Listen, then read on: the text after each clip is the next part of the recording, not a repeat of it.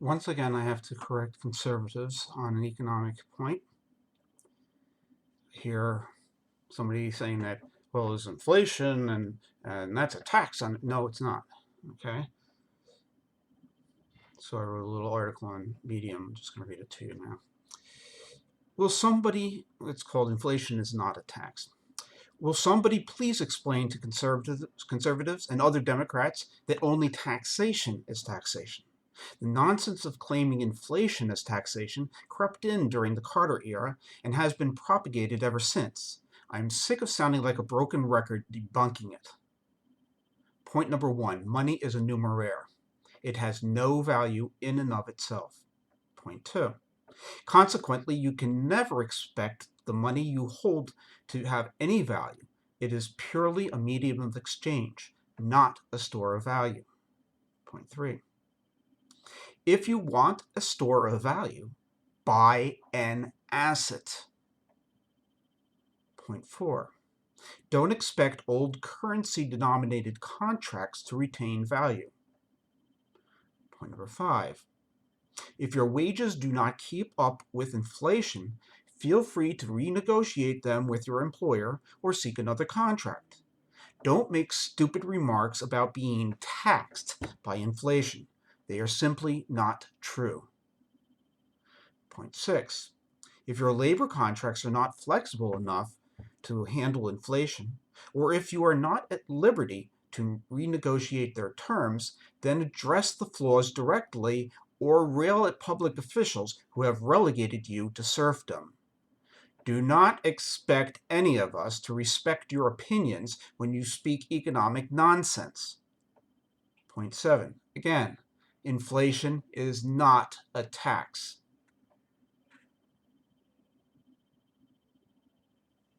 So what really happens? That's the end of the article. What really happens is that money is being spent into the economy, and if a lot of money is being spent into the economy, and the revenue from taxation is not coming back in to destroy a significant amount of that money, then the money supply is expanded and prices increase, and that's inflation. Now, it'd be a general inflation. When that happens, then money that's coming in taxation is also inflated.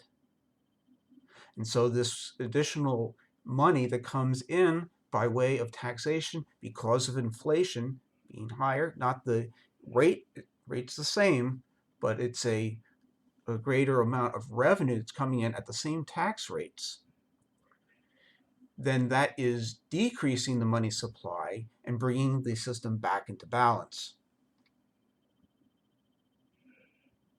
So there is absolutely no problem with a government of currency, such as our federal government, overspending, have a deficit, because then it gets corrected again and the price values, the money is, the prices are deflating because money is being extracted out of the system. It's being destroyed. Now, this is usually done in the context of the problems that the present administration, President Trump, has been having. And the problem is that he's been listening to conservatives. He's been listening to conservatives who that put forth these fallacies, which he believes in. Then he doesn't want to spend any money because, well, then that's taxation, and it's a bunch of baloney. Only taxation is taxation, and you don't have to increase the tax rate in order to bring the supply of money back down. So if you spent money on a stimulus that went to the people and didn't issue new federal debts so that money supply was increased, inflation occurs, people would have the money to spend on things, the economy would get revived, the taxation at the same rates, the revenues would increase, and money be extracted from the economy. And that cycle would maintain a balance. So we have a little bit of inflation, that's a stimulus, and then once the stimulus is producing enough taxation to draw money back out, then that's a deflation. And we continue on in the same process. The problem that most people have in this economy is that they are not getting enough money. And because they're not getting enough money, they're suffering. Bills are not getting paid, rent's not getting paid, businesses are not having paying customers, and the whole cycle of deflation and austerity and a collapse of the economy is occurring. So what we need to do is give money, start at the bottom. Give the money to the people, all the people, let them spend it,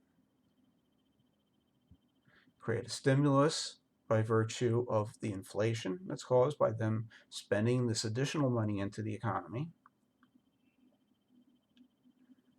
And then as money is drawn out from them, first into the local and state governments, because they have the sales tax and the property tax and all these different taxes, including also local and state income taxes. That money is going into the local and state governments, and they are spending it on the people who are providing services for the people in the cities and localities in the state. And then as these civil servants are spending their salaries, in addition to what they're getting in terms of stimulus, that's increasing the amount of economic activity. Various businesses are able to thrive, and with their payroll and with some of the expenses that they have, they're getting taxed on that. And some of these taxes are going up to the federal government, which is the government of currency, and the money is being destroyed there. And unfortunately, Trump is listening to these conservatives who don't know anything about economics. However much they complain, they heard something from somebody who's talked about somebody who knew some stuff about an Austrian economist, the Austrian school, and those were morons. They were economic Luddites. They failed to recognize the invention, the master stroke of invention that gave us money. Money is a medium of exchange only. That's it. End of story. They refused to recognize that, and they wanted to put us into a glorified barter system where we're bartering with gold bricks or currency that is tied to a gold standard. And that has always been a disaster. It has deprived the people of the money that's needed to lubricate the economy, to be a medium of exchange, to get things going. So if this election is lost by Trump, it'll be entirely because of conservatives and conservative economics. And hopefully some people will realize that, and conservatism will be completely discredited and debunked among the public, not just among economists that recognize the value of that invention of money as a pure medium of exchange.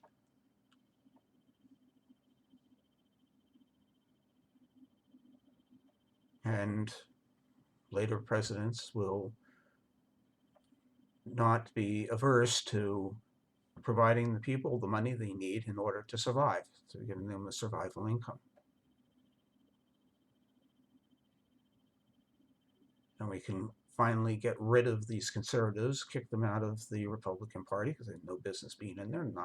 They're not Republicans in any sense.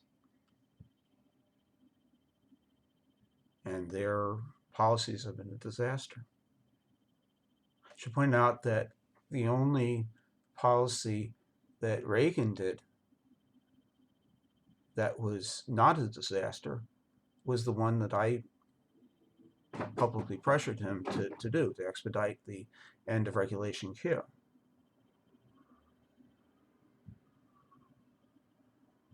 And, you have all of these conservatives saying, well, it was Reagan and his tax cuts. No, they didn't do squat. It was removing Regulation Q and doing it more precipitously that got us out of the Carter stagflation. And I explained that in my letter to the Washington Post and in the letters that I sent to the various members of the Senate Banking Committee.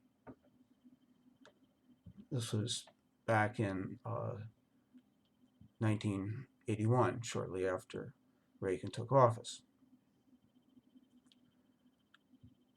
So hopefully we'll get rid of conservatism. We'll kick the conservatives out of the Republican Party. Conservatives, they already have a conservative political action committee. They can pretty well be part of a conservative party and let the Republican Party be for the Republicans. At any rate, the usual sort of thing apply to my subscribe to my channel and watch some of my other videos, and hopefully real economic sense will inhabit the halls of Congress at some point, and we'll end up with a reasonable policy of providing the citizens of this country a stipend, a $1,500 weekly citizen stipend. Thank you. Bye.